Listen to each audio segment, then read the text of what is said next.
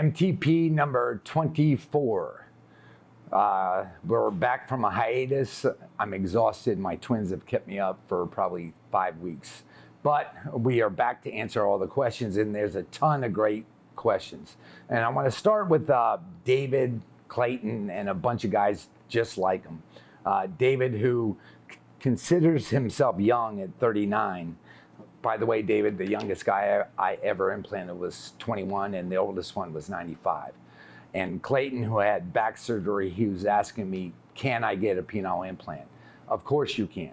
Now, if you're going to get a penile implant, you want to go to a dedicated surgeon.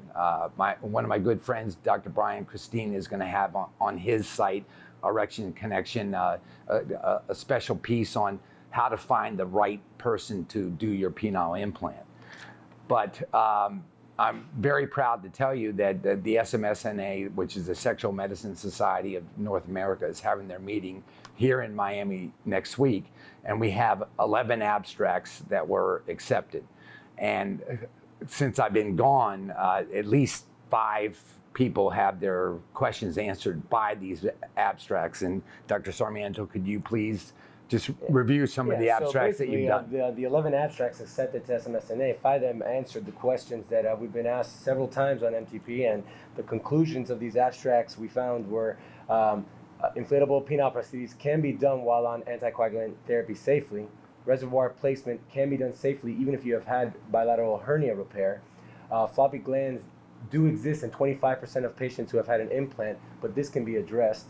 And for diabetics, hemoglobin A1C does not affect infections in patients who received an implant or while under infrapubic while using an infrapubic approach. And then finally, if you have a malleable penile implant, you can safely be upgraded to an inflatable with satisfying outcomes, and patients tend to be happier afterwards. So 5 guys had their questions answered by these abstracts. That's important.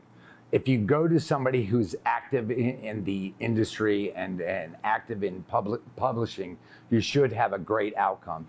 All of these abstracts will be uploaded to the website, hopefully sometime within the next couple weeks, and you'll have a chance to read them in their entirety. But the conclusions were nicely summarized by Dr. Sarmiento, and go check out the website, read it, and get your questions answered in full. Once again, thanks. MTP 24, over and out.